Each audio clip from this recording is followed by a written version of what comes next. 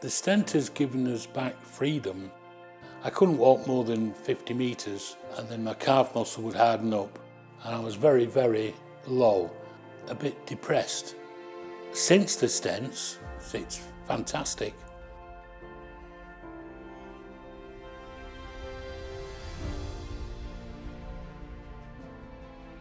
My name's Tony McDonough. I live in Bolton in the UK. I was a printer.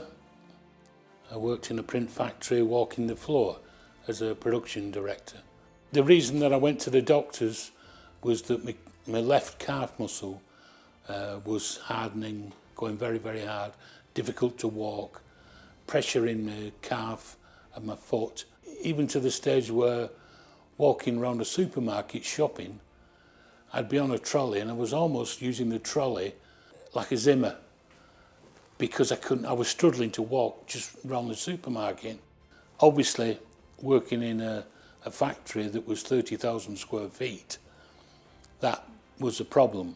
I knew it was to do with diabetes because I'm a type 1 diabetic. That's why I pushed and pushed and pushed for the GP to get me through to a vascular surgeon at Bolton. That first angioplasty lasted for about 6 months. I had a second one. That didn't last terribly long. I was then referred to Dr. Kakani at Manchester. The thing that really struck me at the time was that how quickly he progressed following a simple angioplasty at a local hospital.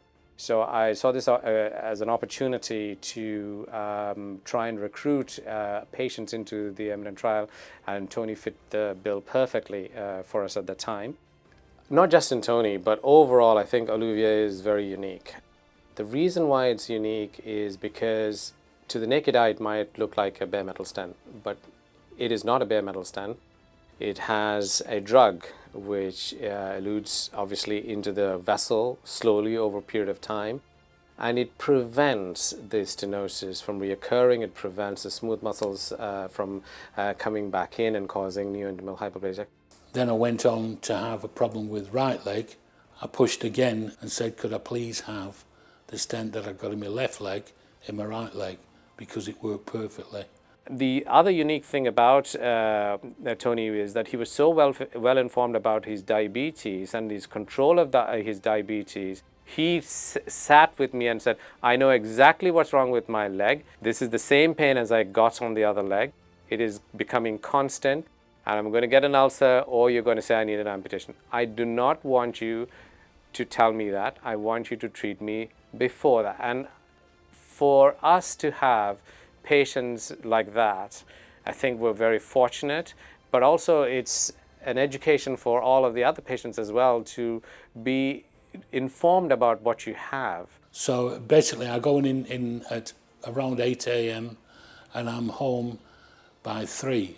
It's just a one day in my life that is dysfunctional for a day.